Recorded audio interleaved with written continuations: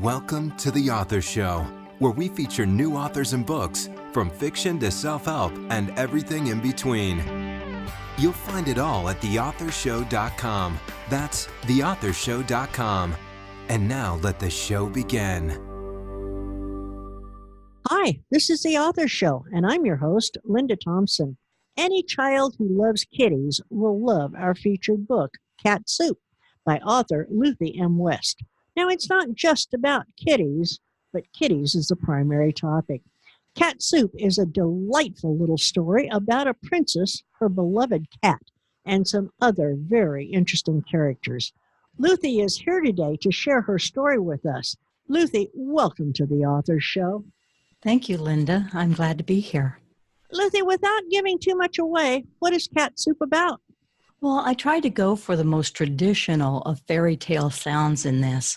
So it's about a princess. Well, actually, it's not about the princess. She and her little kitty instigate a line of adventure. She loses her cat, and of course, the king, her father, will give up to half his kingdom to find the princess's cat and make her happy again. So a neighboring king decides that his son, Prince Gael, should go out and expand their kingdom by finding this cat.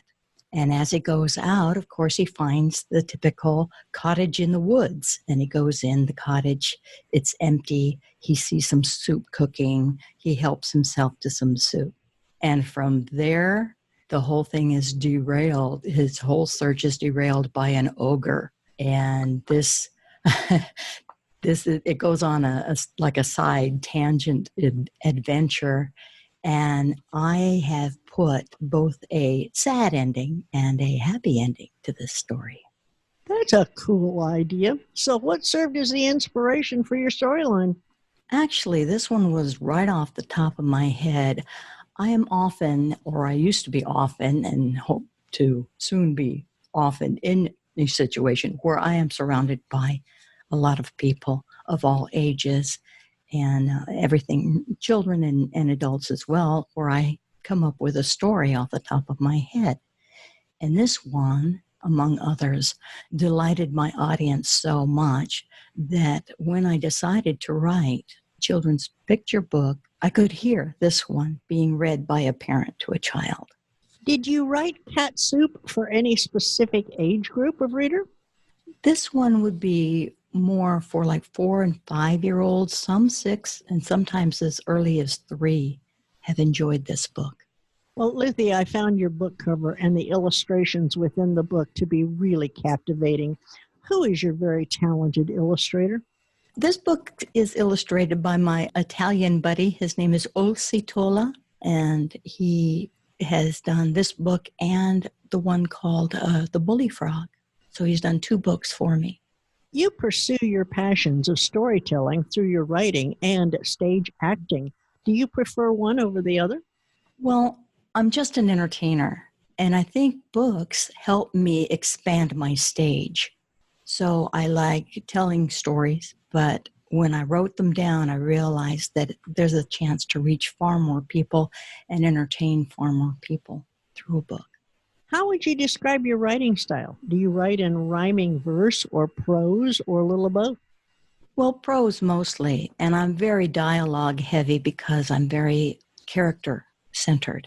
I make very 3-dimensional characters. I like them to feel and sound real. You mentioned that you included 2 endings in Cat Soup. What was your thought process behind doing this? Doesn't it confuse the reader? Actually, it was. I have this little rascal streak in me, a little bit of mischief. And when I was getting down to the end of the book, I thought, we have an ogre here. And I really should capitalize on that fact.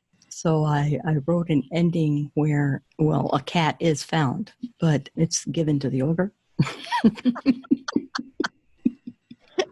Tell me, Luthie, have you always wanted to write children's stories?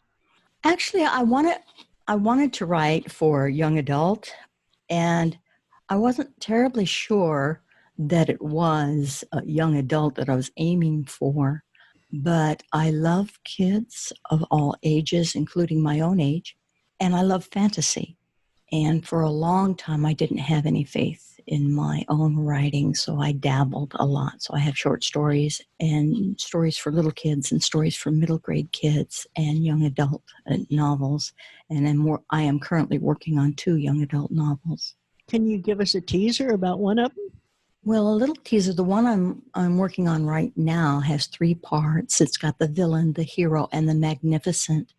And this one is a fairy tale that has some of the typical creatures in it. This has got elves in it, and it has uniquavian in it, and gremlins, and goblins, and those sort of characters, as well as, of course, human beings and wizards and that.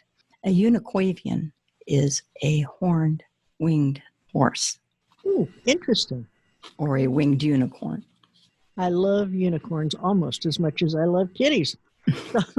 When you read your books to young audiences, what are their reactions? What comments do they give you?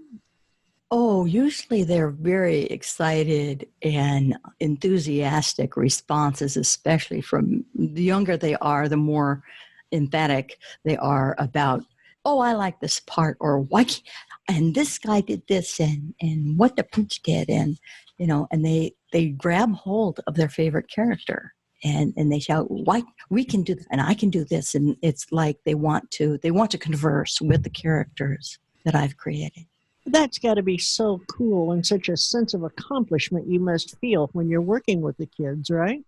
Absolutely. This is why I enjoy doing readings. I like to, and I have set up a campaign to go to the local preschools and kindergartens this next year and do readings. Is there a moral to the story in Cat Soup that you'd like your young followers to remember? Gosh, I hope not. This is just for entertainment. And one of the things that I have learned myself, like I said, I had no faith originally in my writing. I had to learn that fantasy has its place. And the wonderful place of fantasy is to open up the imagination, and it opens up creative thinking. And there are some really famous people and great minds who attribute their wonderful innovations to having read fantasy as a youth. Luthie, will you please read a short excerpt from Cat Soup for our listeners? I would love to. This is the place where, after the soup has been eaten and Prince Gael is still in the cottage, and the ogre comes in.